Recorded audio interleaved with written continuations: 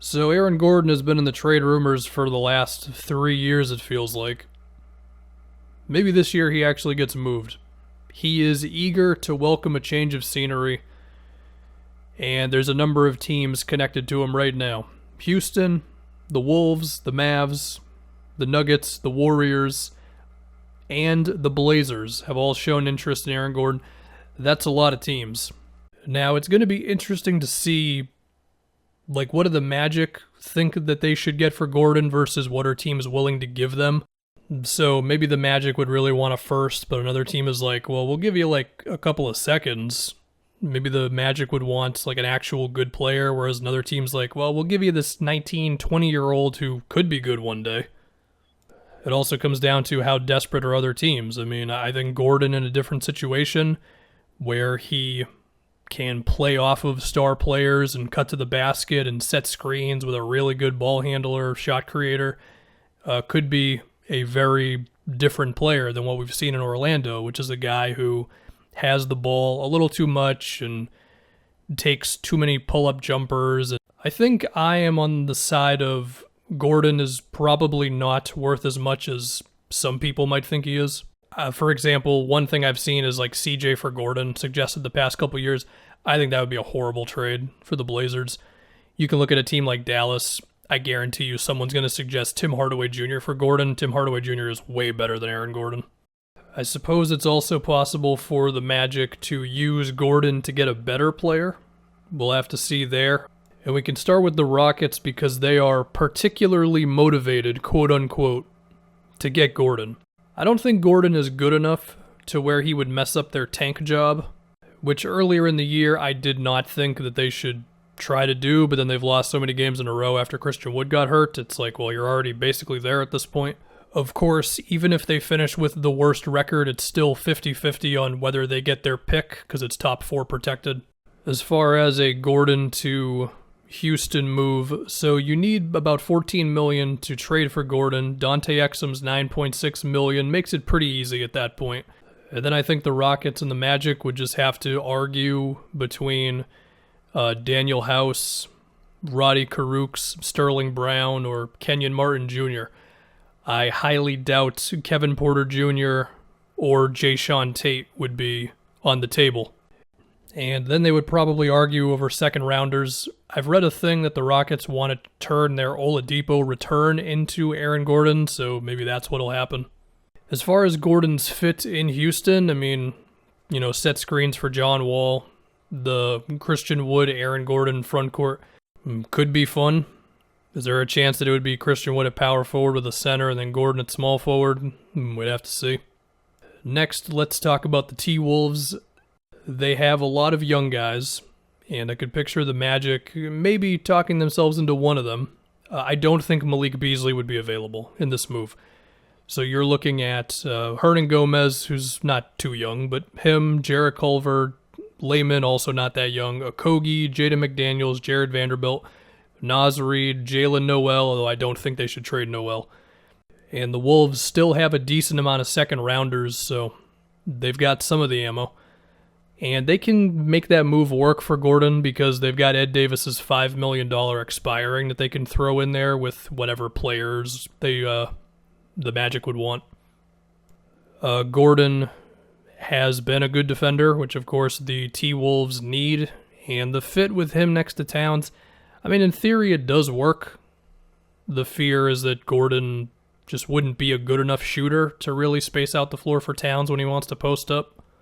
But the idea of Gordon doing stuff around the basket with Towns spacing out, that makes a lot of sense. And you could still have Gordon in the dunker spot when Towns is on the other side of the paint in the post, and that would make it tougher for teams to double up on him. If we can think about Dallas, I mean, the obvious trade is the James Johnson expiring as well as 2 or 3 second-round picks. The Stepien rule does not apply to second-rounders, so Dallas could just go nuts with that. Now, the fit with Gordon in Dallas, I mean, setting screens for Luka, that's pretty obvious. The question I would have, though, is if Porzingis and Gordon are out there together, does that mean Porzingis has to play center more? He has done it, but just would he be willing to do that all the time? Or would it be more Gordon at small forward, Porzingis at the 4, and then Kleba at the 5? I guess Richardson for Gordon is possible, but maybe I'm just underestimating Aaron Gordon's trade value. The Mavs do have some extensions coming up. Tim Hardaway Jr., Luka, of course. And if you took on Gordon, it could get a little dicey, but between a lot of these small contracts they could probably get off of, and I'm sure they would love to get off of Dwight Powell's money, but I don't know if that one's possible. We'll see. If they were going to make a move, they'd have to figure out a way to not be in luxury tax hell.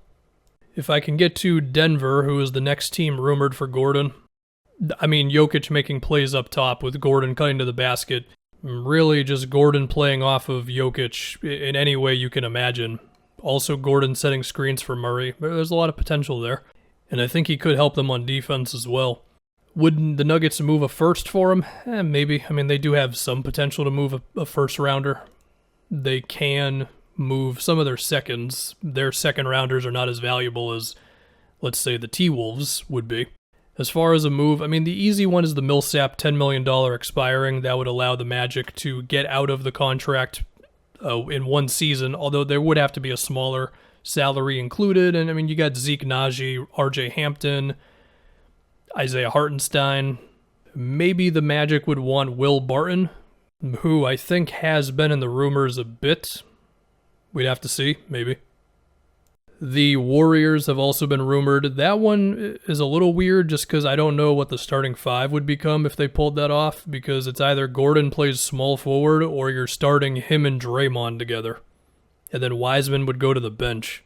Or I guess it's possible Gordon would go to the bench, but even then I don't think they can make a Gordon trade without trading Kelly Oubre, because the money just kind of doesn't work. If you try to put together all their small contracts, you'd be doing like a 7-for-1 trade. I could picture Gordon being good in Golden State. I could picture him really committing on defense and on offense. He could just set a million screens on the ball, off the ball, and probably generate like 16 points for himself that way. The last team rumored is the Blazers. I mean, I'm pretty sure they can't move any of their picks because they're locked up in the Covington trade protections. But then I've seen it suggested that they can move a pick in 2023 or so I have no idea. Most of their second rounders are gone as well.